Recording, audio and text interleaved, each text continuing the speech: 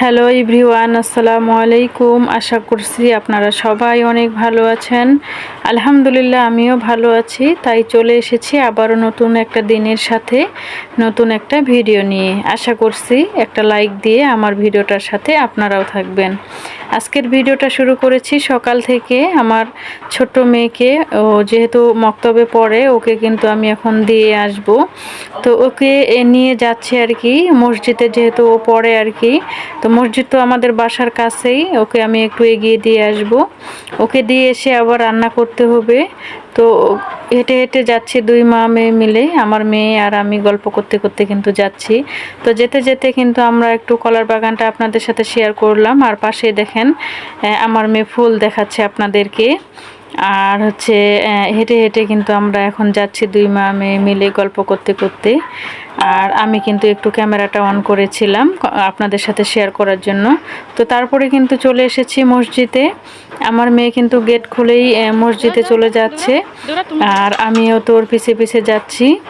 Bag তো আমার কাছে, দেখেন যে দৌড়িয়ে চলে গেল। আর অনেক বাচ্চারাই কিন্তু এসেছে। এটা হচ্ছে মসজিদ ভিত্তিক শিশু গণশিক্ষা কার্যক্রম। তো এখানে আর কি আপাতত দিয়েছি। সামনে বছরে ওকে আমি স্কুলে দিব।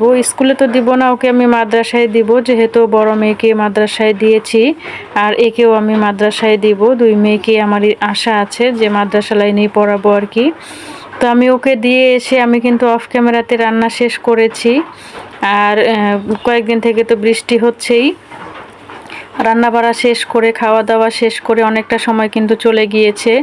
অফ ক্যামেরাতে ঘরগুলো গুছিয়ে নিয়েছি, নেওয়ার পরে আমি এখন ঝাড়ু দিচ্ছি আর কি। তো ঘরগুলো ঝাড়ু দিয়ে বের করেছি, করে এখন আমি কিন্তু বারান্দাটা ঝাড়ু দিচ্ছি। আর বৃষ্টি হলে তো কোনো কথাই নেই, ঘর দুয়ার একেবারে সেদের গেদের অবস্থা হয়ে যায় আর কি। অনেক বেশি এলোমেলো থাকে। আমি যে এখন ভিডিওটার মধ্যে ভয়েসটা দিচ্ছি, আর কিন্তু বৃষ্টি হচ্ছে বাইরে, এখন একটু পরিমাণে কমে গিয়েছে। তো এত পরিমাণে বৃষ্টি হচ্ছে, আমাদের যেহেতু টিনের ঘর আর কি, সেই কারণে কিন্তু অনেক বেশি শব্দ হয়। আর তখন কিন্তু ভিডিওর মধ্যে ভয়েসটা দেওয়া যায় না। আপনাদের যেহেতু ছাদের ঘর, আপনারা তো বুঝতে পারেন না। আর আমাদের টিনের ঘর, আমাদের কিন্তু অনেক বেশি শব্দ হয়। তো সেই কারণে এখন কিন্তু বৃষ্টিটা একটু কমছে। আর এর ফাঁকেই কিন্তু আমি বসে পড়েছি ভিডিওটার মধ্যে ভয়েস দেওয়ার জন্য।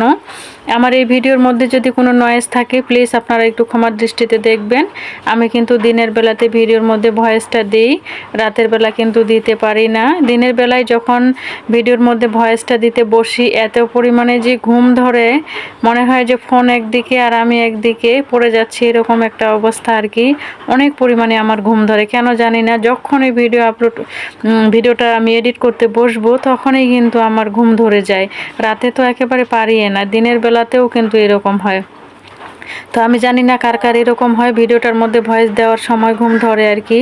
তো আমি কিন্তু ঘরগুলো ঝাড়ু দিয়ে একেবারে এখন চলে এসেছি। ঘর দুই তিনটা রুমেই কিন্তু আমি মুছে দিয়েছি, আমার দুই রুম আর আমার শ্বশুর আব্বার একটা রুম, সবগুলোই কিন্তু আমি মুছে বের করেছি। করে এখন আমি কিন্তু বারান্দাটা মুছতেছি। আর আমি তো কাপড় দিয়ে সব সময় মুছি, যেহেতু আমাদের ঘর বারান্দাগুলো একটু বেশি পরিমাণে ময়লা হয়। আর হচ্ছে কাপড় দিয়ে মুছলে কিন্তু মোছাটা থাকে। আর বৃষ্টি হলে তো কোনো কথাই নেই, বৃষ্টি হলে আবার বেশি ময়লা হয়ে যায়। তো আমি কিন্তু কাপড়টা দিয়ে এখন ধীরে ধীরে মুছে নিচ্ছি আর কি। তো আমি কিন্তু যখনই কাজ করি, আমার সংসারের কাজগুলো আমি একেবারে শুরু করব, একেবারে শেষ করে তারপর উঠব। তো থেমে থেমে কাজ আমি একদমই পছন্দ করি না। সব কাজকর্ম শেষ করে তারপরে ফ্রি হব, এটাই হচ্ছে আমার একটা নিয়ম আর কি। এভাবে আমি কাজগুলো করি। আর আমি ঘর মুছতে মুছতে কিন্তু আমার মেয়ে মাদ্রাসা থেকে চলে এসেছে।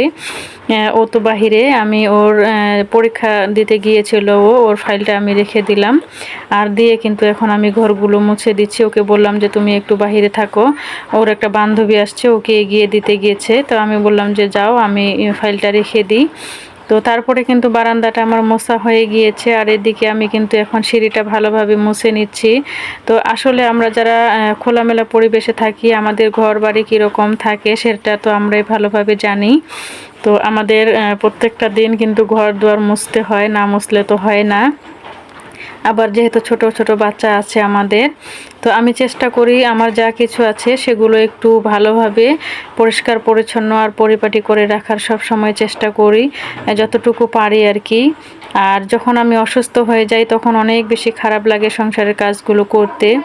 আর আমি কিন্তু ঘরগুলো মুছে তারপরে আমি কিন্তু চলে এসেছি থালা বাসনগুলো এখন মাজতে আর কি। আমি যখন ঘরের কাজগুলো করি, ঘরে যত ময়লা থালা বাসন ছিল তখন কিন্তু সব ময়লা থালা বাসনগুলো আমি ট্যাপের মধ্যে এনে রেখে দিয়েছিলাম। দিয়ে কিন্তু তারপরে আমি ঘর দুয়ার একেবারে গুছিয়ে নিয়ে মুছে নিয়েছিলাম। আর আমি কিন্তু থালা বাসনগুলো এখন মেজে নিয়ে নিচ্ছি আর কি। আর এদিক দিয়ে যে আমার রান্নাঘর আছে সেখানকারও যে থালা বাসনগুলো ছিল ময়লা, সেগুলোও কিন্তু আমি এখানে নিয়ে এসেছিলাম।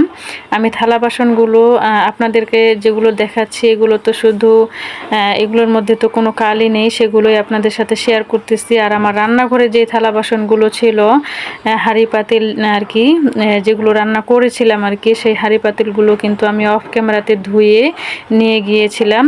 আসলে আমার রান্নাঘরে যত কিছু আছে ময়লা থালা বাসন সেগুলো বের করে একেবারে ঝাড়ু টাড়ু দিয়ে রান্নাঘর মুছে তারপরে কিন্তু আমি সেখান থেকে বের হয়েছি। আর এখন তো আমি হাঁড়ি পাতিলগুলো তো মুছে ধুয়ে নিয়েছি। এখন আরও যে থালা বাসনগুলো আছে এগুলো কিন্তু ধুবো। এগুলো কিন্তু ধুয়ে নিয়ে রেখে দিয়ে তারপরে কিন্তু আমি ফ্রেশ হবো আর কি। তো প্রত্যেকটা দিন আমি একটা আমার মনে মনে কিছু পরিকল্পনা করে রাখি যে আমি আজকে আমার কাজগুলো কিভাবে করব, কোন কাজটা আগে করব, কোন কাজটা পরে করব। এই নিয়মটা কিন্তু আমি আমার মনে মনে একটা পরিকল্পনা করে রাখি আর কি। আর প্রত্যেকটা দিন আমি কিন্তু একই নিয়মে কাজগুলো করে থাকি। তো আমার এই ভিডিওর মধ্যে যারা আছেন একটা লাইক দেননি, প্লিজ একটা লাইক দিয়ে আমার এই ভিডিওটা কন্টিনিউ করবেন। আর আমার এই ধরনের সাদামাটা লাইফস্টাইল ভিডিও যদি আপনাদের কাছে ভালো লাগে তাহলে চ্যানেলটি সাবস্ক্রাইব করে আমার পাশে থেকে যেতে পারেন। পাশে থাকা অল অপশন অন করে রেখে দিতে পারেন, তাহলে যখনই আমি ভিডিও আপলোড করব তখনই আপনাদের কাছে নোটিফিকেশন আকারে পৌঁছে যাবে। প্রতিনিয়তই যে সকল আপুরা আমার ভিডিও দেখে সুন্দর সুন্দর কমেন্ট রেখে যান, আপনাদেরকে অসংখ্য ধন্যবাদ জানাই। আর মন থেকে অনেক অনেক দোয়া আর ভালোবাসা আপনাদের সবার জন্য। আমি অনেক বেশি কৃতজ্ঞতা প্রকাশ করছি যে আপনারা আমার ভিডিও দেখে সুন্দর সুন্দর কমেন্ট রেখে যাচ্ছেন। আর আমার যেহেতু একটা ফোন, আমি সেই কারণে কিন্তু আপনাদের কমেন্টগুলো পড়তে পারি না ভিডিওর মধ্যে। আপনারা প্লিজ আমার একটু ক্ষমা দৃষ্টিতে দেখবেন, যেহেতু আমি একটা ফোন দিয়ে ভিডিও করি, এখান থেকে আমাকে সব কিছু করতে হয়। আর কথা বলতে বলতেই কিন্তু আমি এদিকে থালা বাটিগুলো মেজে নিচ্ছি আর কি। তো আমার এরকম সাদামাটা লাইফস্টাইল ভিডিও আমি জানি না কার কার কাছে কেমন লাগে। আর আমার ভিডিওগুলোর মধ্যে যদি কোনো ভুল ত্রুটি থাকে প্লিজ আপনারা একটু ক্ষমা দৃষ্টিতে দেখবেন আমাকে, আর একটু শুধরিয়ে নেওয়ার জন্য আমাকে অবশ্যই জানাবেন আমার ভুল ত্রুটিগুলো। আসলে মানুষের তো ভুল হতেই পারে, তাই না? তো সেই ভুল ত্রুটিগুলো আপনারা একটু আমাকে ধরিয়ে দিবেন, আমি অনেক বেশি খুশি হব। তো আমি থালাবাটিগুলো কিন্তু আমি মেজে নিয়েছি আর এখন কিন্তু ধুয়ে নিচ্ছি। তো আসলে প্রত্যেকটা গৃহিণী সংসারের কাজগুলো করতে অনেক বেশি আনন্দ পায়, অনেক বেশি ভালোবেসেই কিন্তু আমরা কাজগুলো করি। যেহেতু আমরা গৃহিণী, আমাদের তো কাজ করতেই হবে।